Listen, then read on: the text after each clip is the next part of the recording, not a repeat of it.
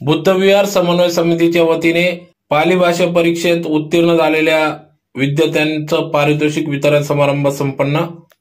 याबाबत वृत्तसिकी आज दिनांक 3 मार्च 2024 रोजी सकाळी 9:30 वाजता धुळे शहरातील सैनिक लॉन्स शिवतीर्थ जवळ या ठिकाणी या सैनिक लॉन्स येथे पारितोषिक वितरण समारंभ पार पडला, ज्यात प्रामुख्याने 17 डिसेंबर 2023 रोजी संपूर्ण भारतात पाली भाषा परीक्षा आयोजित करण्यात आली होती।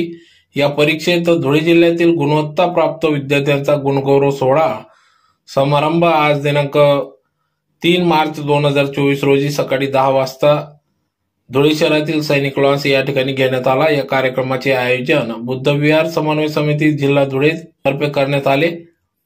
तर या पाली भाषा प्रचार परीक्षा 2023-24 च्या उत्तीर्ण झालेल्या सर्व विद्यार्थ्यांना या ठिकाणी त्यांचा गुणगौरव करण्यात आला। या कार्यक्रमाप्रसंगी कार्यक्रमाचे अध्यक्ष म्हणून BU वाघदादा, त्याचबरोबर कार्यक्रमाप्रसंगी प्रमुख पाहुणे म्हणून doctor Gautam Shilwant, doctor Deepak Shejwal, doctor Suresh Birade, doctor Vilas Chavan, प्राध्यापक विलास चव्हाण, आयु प्रभाकर पवार, आयु वसंत गवडे आदी मान्यवर पदाधिकाऱ्यांच्या उपस्थितीत सदर या कार्यक्रमाचे आयोजन करण्यात आले। तर यावेळेस मोठ्या संख्येने विद्यार्थी, गुणवत्ता प्राप्त विद्यार्थी व त्यांचे पालक मोठ्या संख्येने या ठिकाणी उपस्थित होते। तर या कार्यक्रमासाठी बुद्धविहार समन्वय समितीचे सर्व पदाधिकारी तसेच बुद्धविहार समन्वय समिती धुळे, भीमनगर बुद्धविहार, भीमनगर साक्री रोड धुळे, लुंबिनी बुद्धविहार साक्री रोड धुळे, श्रावस्ती बुद्धविहार, राजरत्न सोसायटी साक्री रोड धुळे, प्रभुरत्न भारत बुद्ध विहार मोहाडी धुळे, त्रिरत्न बौद्ध महासंघ धुळे, तक्षशिला बुद्ध विहार फुलेनगर मोगलाई धुळे, धम्मदीप बुद्ध विहार मनोहर टॉकीज मागे धुळे, नालंदा बुद्ध विहार नरडाणा तालुका शिंदखेडा, ध्यान साधना केंद्र नकाने रोड धुळे, भारतीय बौद्ध महासभा धुळे, संदेश भूमी बस स्टँड जवळ धुळे या सर्व पदाधिकाऱ्यांनी या कार्यक्रमासाठी अथक परिश्रम घेतला। तर यावेळेस सर्व गुणवत्ता प्राप्त विद्यार्थ्यांना या ठिकाणी त्यांच्या पुढील भावी वाटचालीस शुभेच्छा देण्यात आल्या। इंजिनियर पवार साहेब, डॉक्टर बिराडे साहेब मी होतो तेव्हा हे वृक्ष लावलं गेलं।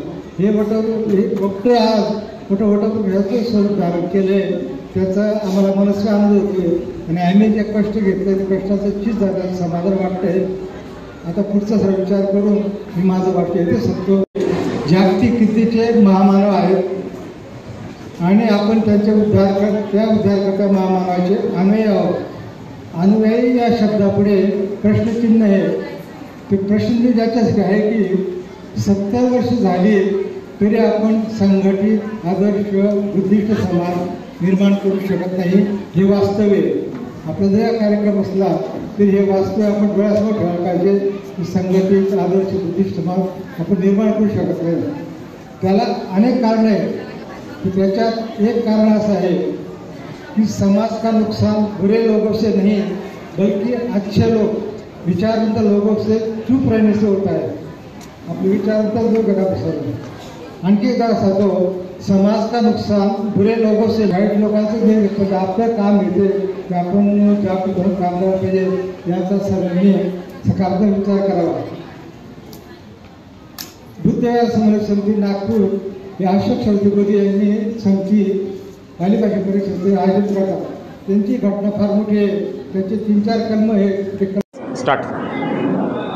पाली भाषा प्रचार परीक्षा ही भारतातल्या 22 राज्यांमध्ये दरवर्षी एकाच दिवशी डिसेंबर महिन्यामध्ये घेतली जाते। यावर्षी देखील 17 डिसेंबर रोजी धुळे जिल्ह्यामध्ये ही पाली भाषा परीक्षा घेतली गेली। एकूण 8 परीक्षा असतात, त्याच्यापैकी 1 ते 5 परीक्षा या वर्षापर्यंत आपण घेतलेल्या आहेत। या परीक्षेसाठी धुळे जिल्ह्यातून 30 केंद्रांमधून आणि धुळे शहरातून 5 केंद्रांमधून एकूण 950 विद्यार्थी या परीक्षेला बसलेले होते। त्यापैकी आज धुळे शहरमध्ये जे 5 केंद्र होते त्या 5 केंद्रांमध्ये 5ही परीक्षांमध्ये पहिले, दुसरे, तिसरे आलेल्या गुणवंत विद्यार्थ्यांचा आणि त्याच पद्धतीने संपूर्ण जिल्ह्यामध्ये या 5ही परीक्षांमध्ये पहिले, दुसरे, तिसरे आलेल्या गुणवंत विद्यार्थ्यांचा त्याच पद्धतीने सांगायला अभिमान वाटतो की या धुळे जिल्ह्यामध्ये राज्यामध्ये पहिल्या परीक्षेमध्ये दुसऱ्या क्रमांकाने एक मुलगी आमची उत्तीर्ण झालेली आहे। या सगळ्यांचा पारितोषिक वितरण समारंभ आज सेंट निकलॉन्स या ठिकाणी आयोजित केला होता।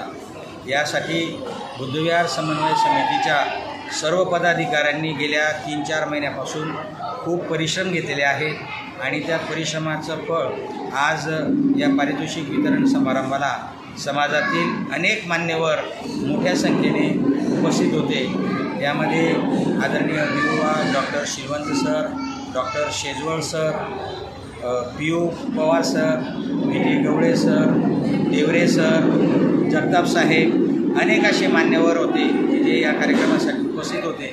आणि या कार्यक्रमाला परिश्रमपूर्वक यशस्वी करण्यासाठी आमचे उपाध्यक्ष किशोर शेजवळ साहेब, उपाध्यक्षा भारती शिंदे मॅडम, आमचे खजिनदार सुभाषी कुंभे साहेब, आमचे पदाधिकारी विनोद चव्हाण साहेब, आमचे पदाधिकारी सिद्धार्थ जाधव साहेब, अनेक लोकांनी यासाठी खूप मेहनत घेतलेली आहे।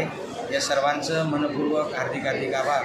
आणि पुन्हा एक वेळा सर्वांना विनंती करण्यात येतो की पाली भाषा ही तथागत भगवान गौतम बुद्धांची भाषा आहे। ही पाली भाषा प्रत्येकाला अवगत होण्यासाठी पाली भाषेचा अभ्यास केला पाहिजे, तिचा प्रचार केला पाहिजे आणि अभ्यास आपल्याला किती अवगत झालेला आहे याच्यासाठी या परीक्षेच्या माध्यमातून ते प्रमाण ठरले जाणार आहे। म्हणून जे बुद्ध धम्मावरती, बुद्ध तत्त्वज्ञानावरती विश्वास ठेवतात त्या सर्वांनी पाली भाषेचा जर अभ्यास केला तर बुद्ध तत्त्वज्ञान त्यांना कळेल आणि ज्यावेळेस बुद्ध तत्त्वज्ञान त्यांना कळेल त्यावेळेस ते आचरणात आणतील आणि ज्यावेळेस ते आचरणामध्ये आणणं सुरू करतील त्यावेळी खऱ्या अर्थाने ते माणूस म्हणून जीवन जगणं सुरू करतील। कारण माणसाच्या विकार हा खरा त्याचा दुश्मन आहे आणि या बुद्ध धम्मामधून माणसाच्या मनातील विकार काढला जाईल आणि तो माणूस म्हणून आपल्या पायावर उभं राहील। म्हणून सर्वांनी या धम्माचा अभ्यास करून बुद्ध तत्त्वज्ञानाप्रमाणे जर आपण जीवन जगलो तर आपली आयुष्यामध्ये प्रगती निश्चितच आहे। कारण जगामध्ये ज्या देशामध्ये बुद्ध धम्म आहे त्या धम्माची आर्थिक सामाजिक अशी प्रगती झालेली आहे आणि ती प्रगती जर करून घ्यायची असेल तर बुद्ध तत्त्वज्ञान अंमलात आणून आचरणात आणणं खूप गरजेचं आहे। ही साऱ्यांना विनंती।